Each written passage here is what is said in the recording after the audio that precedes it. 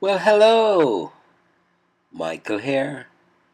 Looking today again at Psalms 36, specifically verse 7 and 8 for the exposition. This psalm, which is subtitled, How Precious is Your Steadfast Love. We then go ahead and read these two verses. Verse 7 How excellent is thy loving kindness, O God! Therefore the children of men put their trust under the shadow of thy wings. Verse 8 They shall be abundantly satisfied with the fatness of thy house, and thou shalt make them drink of the rivers of thy pleasures. And so we look to the treasure of David then for the exposition. Verse 7 How excellent is thy loving kindness, O God! Here we enter into the Holy of Holies. Benevolence and mercy and justice are everywhere, but the excellence of that mercy only those have known whose faith has lifted the veil and passed into the higher presence of the Lord. These behold the excellency of the Lord's mercy. The word translated excellent may be rendered precious. No gem or pearl can ever equal in value a sense of the Lord's love. This is such a brilliant as angels wear. King's regalia are a beggarly collection of worthless pebbles when compared with the tender mercies of Jehovah. David could not estimate it, and therefore, after putting a note of admiration, he left our hearts and imagination, and better still, our experience, to fill up the rest. He writes how excellent, because he cannot tell us the half of it. Therefore the children of men put their trust under the shadow of thy wings. The best of reasons for the best of courses.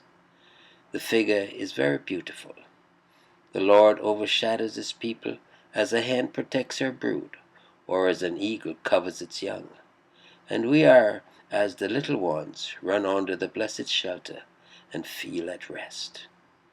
To cower down under the wings of God is so sweet. Although the enemy be far too strong for us, we have no fear, for we nestle under the Lord's wing. Oh, that more of Adam's race knew the excellency of the heavenly shelter. It made Jesus weep to see how they refused it. Our tears may well lament the same evil. Verse 8 They shall be abundantly satisfied with the fatness of thy house. Those who learn to put their trust in God shall be received into his house, and shall share in the provisions laid up therein. The dwelling place of the Lord is not confined to any place, and hence resides where we may regard our dwelling, if we be believers, as one room in the Lord's great house. And we shall both in providence and grace find a soul contending store supplied to us as a result of living by faith in nearness to the Lord. If we regard the assembly of the saints as being peculiarly the house of God, believers shall indeed find its sacred worship the richest spiritual food. Happy is the soul that can drink in the sumptuous dainties of the gospel. Nothing can so completely fill the soul. And thou shalt make them drink of the rivers of thy pleasures. As they have the fruits of Eden to feed on, so shall they have the river of paradise to drink from. God's everlasting love bears to us a constant and ample comfort, of which grace makes us to drink by faith, and then our pleasures is of the richest kind. The Lord not only brings us to this river, but makes us drink herein. We see the condensation of divine love.